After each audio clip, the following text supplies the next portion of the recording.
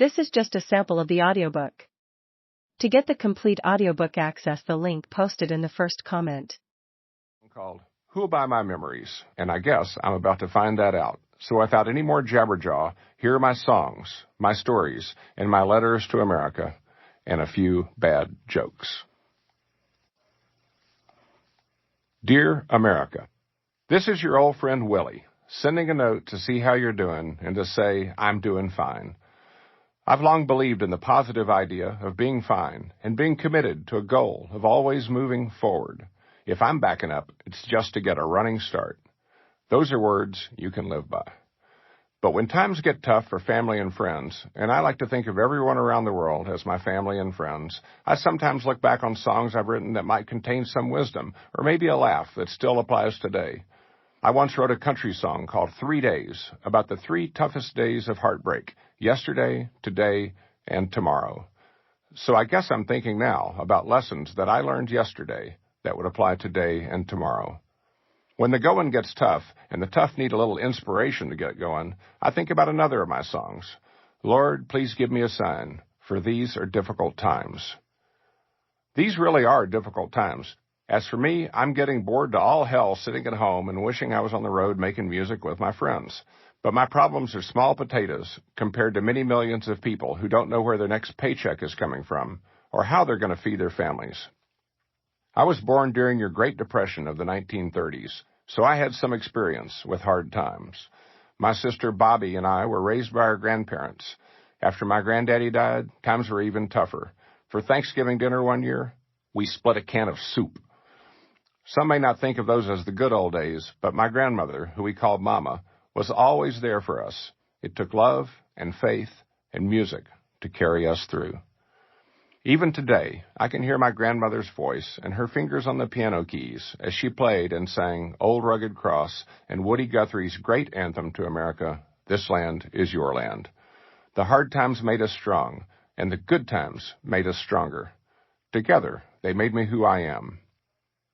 Now here we are, America, 8 decades later, and just like the old song, hard times have come again once more.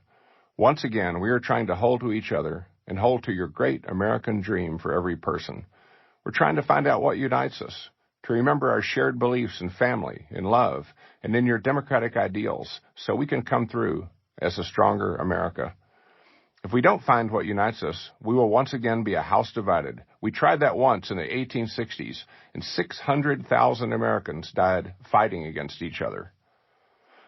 That should be our reminder that we need to get our shit together and remember the ways we are alike rather than focusing on the ways we're different.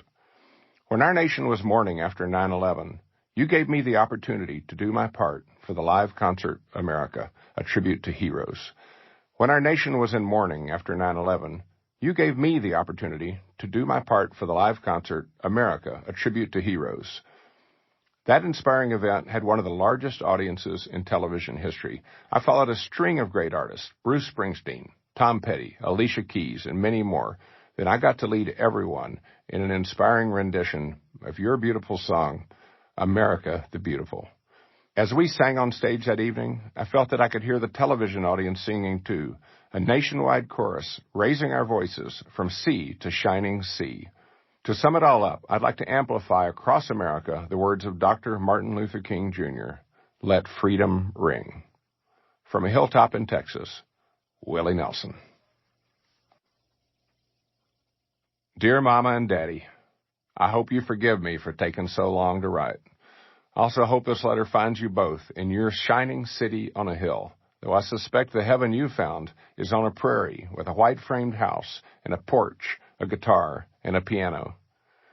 You were my grandparents, but you raised Sister and me, and the names Mama and Daddy were perfect for you.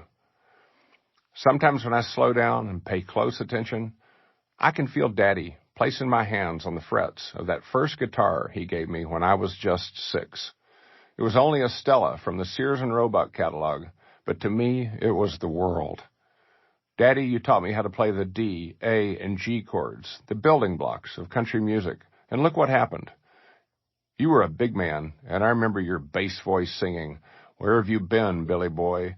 I remember you working hard in your blacksmith shop. After the flu and pneumonia took you, Those chords and that music have never been far from my side. Neither have you. And Mama, if I close my